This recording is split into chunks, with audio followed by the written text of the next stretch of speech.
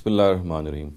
There is a persistent notion regarding the Islamic system of government that it should primarily be a theocracy. There are some circles who believe that the system of government envisaged by Islam is a theocracy, which in other words means that the ulama or the scholars of Islam, they should in fact run the affairs of the state. They should be in the parliament because they have to legislate. And only people who have awareness of the dictates and the statutes of Islam, only they can do this legislation. Therefore, a parliament can only consist of, or the majority of the parliament should only consist of the ulama or the scholars of Islam, so that they are able to implement Islam. This is one of the reasons why people advocate that theocracy is the primary form of government envisaged by Islam. Now, this is absolutely a wrong notion. The Quran itself stresses that the system of government envisaged by Islam is democracy, which in other words, in its own words, the Quran says, Amruhum shura bainahum, which means that the system of government of Muslims have to be run on the basis of their consultation, which means that whoever person enjoys the confidence of the majority has to represent them in the parliament, and of course he is entitled to do legislation in the parliament. Now, as far as the issue is concerned, if that particular person is not aware of Islamic law or he's not a scholar himself, that how can he legislate and how can he implement the dictates of Islam on behalf of the citizens of that country.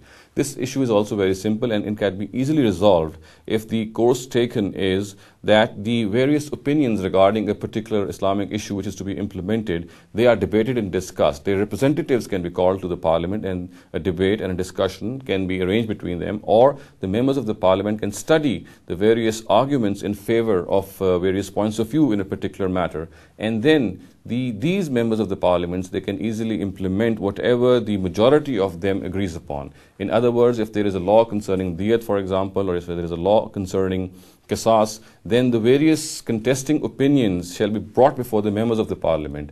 They don't have to form an opinion themselves. What they have to do is they have to give preference to a prevailing opinion. In other words, that prevailing opinion shall be brought before them, those various opinions shall be brought before them, and these opinions shall be discussed, of course, amongst themselves, and on whichever opinion the majority is convinced, that particular opinion can be adopted as law. So in other words, this particular notion or this particular argument in favor of theocracy no longer holds if this course is adopted. And as I said, that primarily we have also to pay heed to the fact that the Quran itself stresses, and it stresses in a very emphatic way, that the system of government of Muslims is to be based on their consultation, which in other words means that whoever enjoys the majority, the confidence of the majority, can be represented, can be called a representative of those citizens.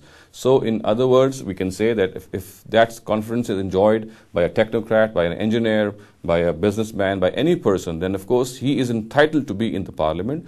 All that he needs to do regarding implementing Islam is that he or the majority of the people who get into the parliament, they have to see various opinions, they have to analyze various opinions regarding a particular issue facing Islamic law.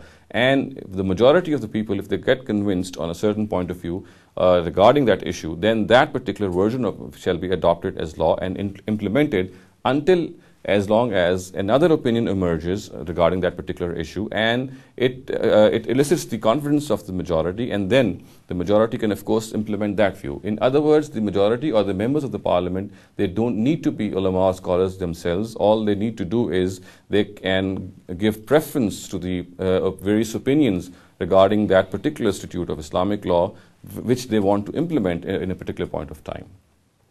أقول قولي هذا واستغفر الله لي ولكم ولسائر المسلمين والمسلمات.